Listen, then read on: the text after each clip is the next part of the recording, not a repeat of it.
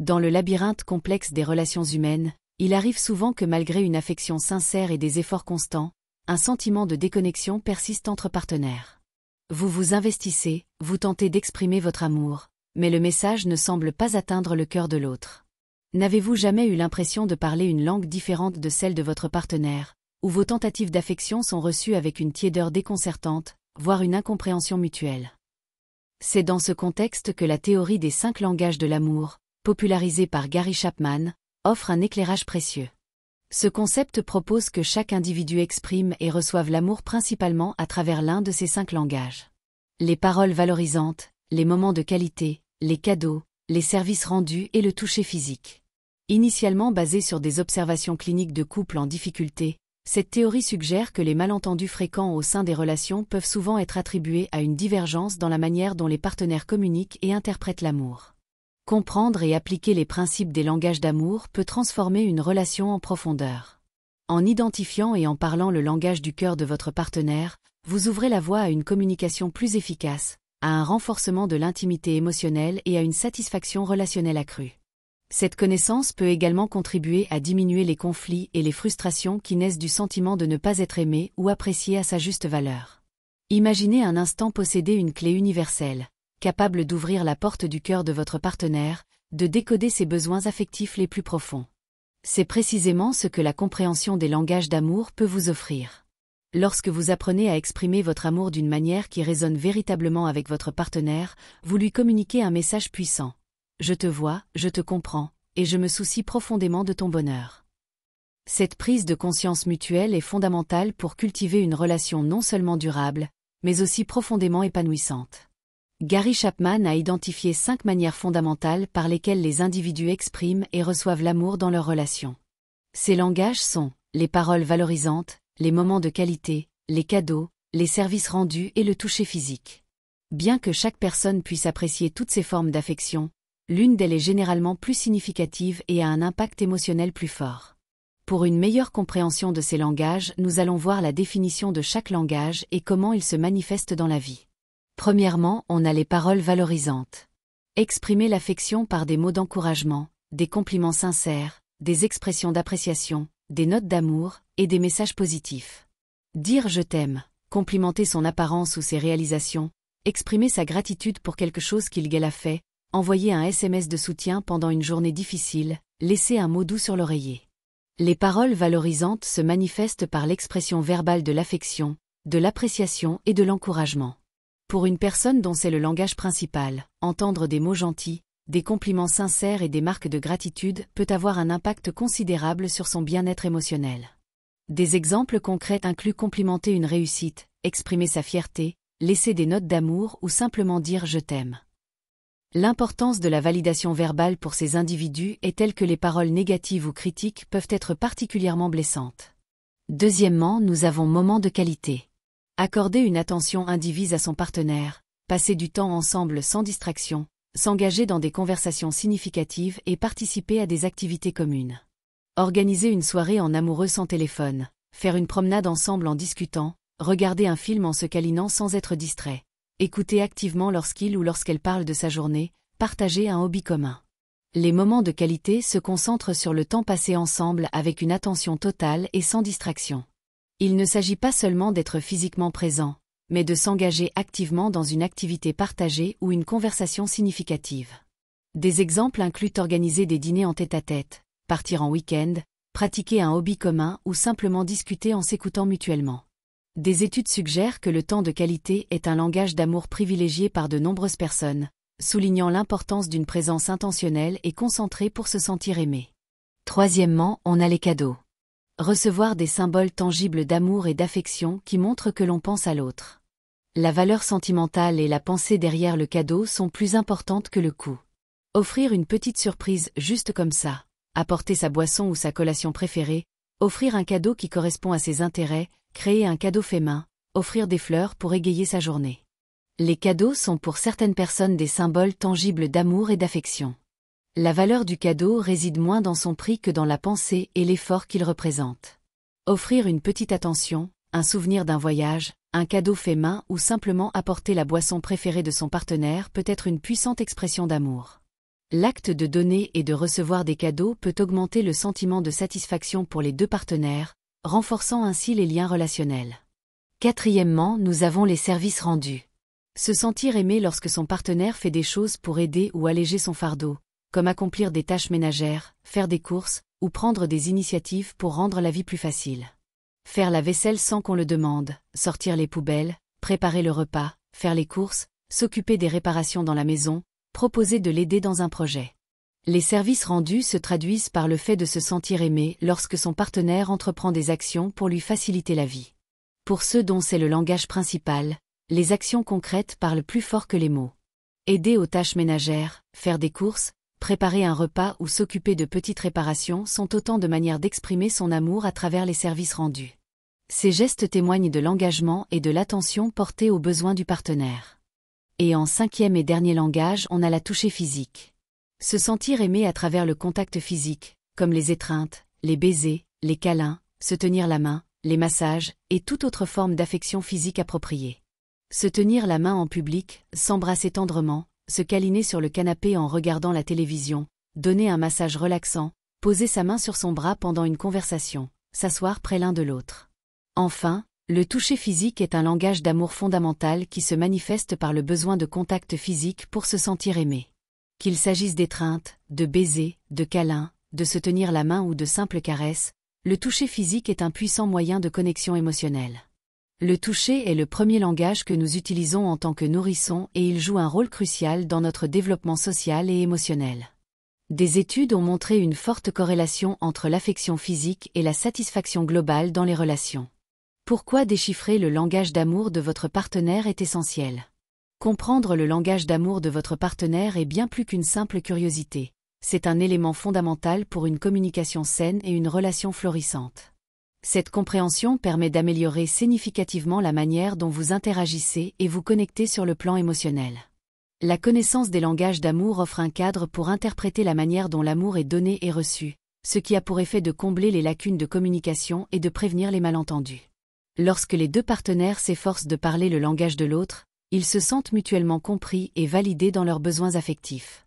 Cette forme de communication intentionnelle et adaptée aux préférences de chacun rend les actions d'amour plus significatives et percutantes. Parler le langage d'amour de son partenaire est une démonstration tangible d'attention et d'investissement dans son bonheur, ce qui renforce inévitablement les liens émotionnels et la confiance au sein de la relation. En créant des moments d'intimité qui résonnent profondément avec le partenaire, on favorise une connexion plus intense et significative. Lorsque le réservoir d'amour émotionnel d'une personne est régulièrement rempli par des expressions d'affection dans son langage privilégié, cela contribue à une plus grande intimité émotionnelle et physique, créant un cercle vertueux de connexion et de satisfaction. De nombreuses recherches suggèrent un lien direct entre la compréhension et l'utilisation des langages d'amour et un niveau de satisfaction relationnelle plus élevé. Lorsque les partenaires se sentent aimés d'une manière qui leur est significative, cela a un impact positif sur leur perception globale de la relation et leur bonheur individuel. Bien que certaines études présentent des résultats nuancés, l'effort conscient de parler le langage de l'autre est généralement perçu comme un signe d'attention et de soin, ce qui contribue à la satisfaction mutuelle. Enfin, s'engager dans l'apprentissage du langage d'amour de son partenaire cultive l'empathie et l'altruisme. Cela nous encourage à dépasser notre propre perspective pour considérer ce qui apporte réellement de la joie et un sentiment d'amour à l'autre personne. Au lieu de se contenter d'exprimer l'amour de la manière qui nous est la plus naturelle, nous apprenons à le faire d'une façon que notre partenaire comprend et apprécie le plus, plaçant ainsi ses besoins au premier plan. Maintenant, comment percer ces secrets autrement dit? Comment identifier le langage d'amour de votre moitié? Découvrir le langage d'amour de votre partenaire demande de l'observation, de l'écoute et une communication ouverte. Voici quelques pistes pour vous aider dans cette exploration. L'une des premières étapes consiste à observer attentivement la manière dont votre partenaire exprime son amour envers vous et envers les autres. Souvent, les gens ont tendance à donner de l'amour de la même manière qu'ils aiment en recevoir. Notez les moments où votre partenaire semble particulièrement heureux ou épanoui. Ces réactions peuvent vous donner des indices précieux sur ce qui le touche le plus. Soyez également attentif à ce que votre partenaire vous demande ou à ce dont il se plaint le plus souvent dans votre relation. Les plaintes peuvent souvent révéler un besoin d'amour non satisfait dans un langage particulier. Par exemple, une plainte fréquente concernant le manque de temps passé ensemble pourrait indiquer que le temps de qualité est son langage d'amour principal. N'hésitez pas à initier des conversations directes avec votre partenaire sur la manière dont il aime donner et recevoir l'amour. Expliquez-lui les 5 langages de l'amour et demandez-lui lesquels résonnent le plus avec lui. Partagez également vos propres préférences, car une communication honnête et ouverte est essentielle pour établir une compréhension mutuelle de vos besoins affectifs respectifs. Enfin, vous pouvez envisager d'utiliser des questionnaires ou des quiz sur les langages d'amour. Ces outils, comme celui disponible sur le site officiel des 5 langages de l'amour, peuvent aider à identifier votre langage principal et celui de votre partenaire. Bien que ces quiz puissent être un bon point de départ, il est important de les considérer comme un outil de conversation plutôt que comme un diagnostic définitif. Une fois que vous avez une idée du langage d'amour de votre partenaire, l'étape suivante consiste à traduire cet amour en actions concrètes. Voici quelques suggestions pour chaque langage. Si le langage de votre partenaire est les paroles valorisantes, essayez de lui laisser des notes d'amour, de lui envoyer des SMS affectueux, de le complimenter sincèrement sur ses qualités et ses réalisations, d'exprimer votre gratitude pour les petites et grandes choses qu'il fait, et de l'encourager dans ses projets.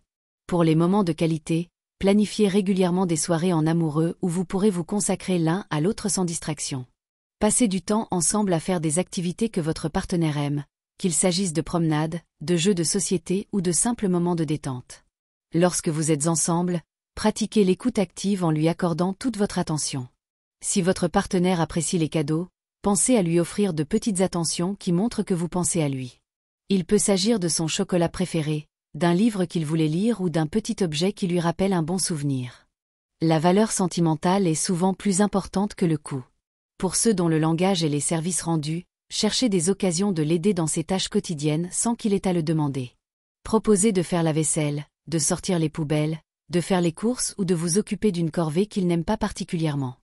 Enfin, si le toucher physique est le langage de votre partenaire, intégrez des gestes affectueux dans votre routine quotidienne. Tenez-lui la main lorsque vous marchez, embrassez-le tendrement, câlinez-vous sur le canapé et n'hésitez pas à initier des contacts physiques doux et réconfortants.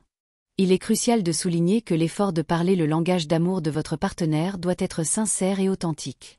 Il ne s'agit pas de cocher des cases, mais de véritablement chercher à comprendre et à répondre à ses besoins affectifs. Les préférences en matière de langage d'amour ne sont pas figées et peuvent être influencées par divers facteurs, notamment les expériences passées et le contexte culturel.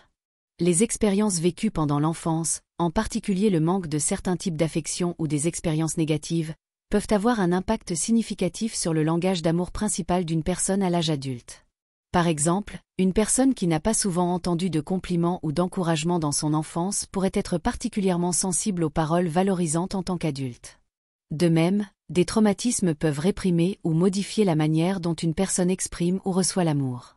Comprendre l'histoire personnelle de son partenaire peut ainsi offrir un éclairage précieux sur ses préférences et ses éventuelles sensibilités en matière d'affection. Les différences culturelles jouent également un rôle important dans la manière dont l'amour est exprimé et perçu. Les normes culturelles, les valeurs et les styles de communication peuvent varier considérablement d'une société à l'autre, influençant la façon dont les individus montrent leur affection et ce qu'ils considèrent comme des actes d'amour. Certaines cultures peuvent privilégier les expressions verbales directes, tandis que d'autres valorisent davantage les gestes non-verbaux ou les actes de service. Être conscient de ces différences culturelles peut aider à interpréter les expressions d'amour de son partenaire dans leur contexte approprié et à éviter les malentendus basés sur des attentes culturelles divergentes.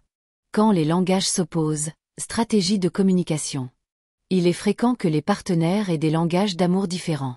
Reconnaître et accepter ces différences est la première étape essentielle vers une communication efficace et une relation harmonieuse. Il est crucial que les partenaires communiquent ouvertement et clairement leurs besoins affectifs, sans recourir au blâme ou au jugement. Exprimer de manière spécifique ce qui vous fait vous sentir aimé peut grandement aider votre partenaire à comprendre comment répondre à vos besoins. Faire des efforts conscients pour parler le langage d'amour de l'autre est fondamental, même si cela ne vient pas naturellement. Cela demande de la pratique, de la patience et une réelle volonté de sortir de sa zone de confort pour exprimer l'affection d'une manière qui touche véritablement votre partenaire. Les relations saines reposent sur le compromis et la flexibilité, surtout lorsque les langages d'amour diffèrent. Il est souvent nécessaire de trouver un terrain d'entente où les deux partenaires se sentent aimés et appréciés, même si cela implique de faire des concessions mutuelles. Il est également important d'apprécier les efforts de votre partenaire et de reconnaître l'amour qu'il exprime, même si ce n'est pas dans votre langage préféré. Apprendre à traduire les actes d'amour de votre partenaire selon votre propre système de valeurs affectives peut vous aider à vous sentir plus aimé et valorisé. Enfin, il est conseillé d'éviter de tenir un compte précis des efforts de chacun ou d'utiliser les langages d'amour comme une forme de manipulation ou de contrôle. Les attentes doivent être réalistes et basées sur une compréhension mutuelle plutôt que sur des règles rigides et inflexibles. En conclusion, la théorie des 5 langages de l'amour offre un cadre précieux pour améliorer la communication et renforcer l'intimité au sein d'une relation.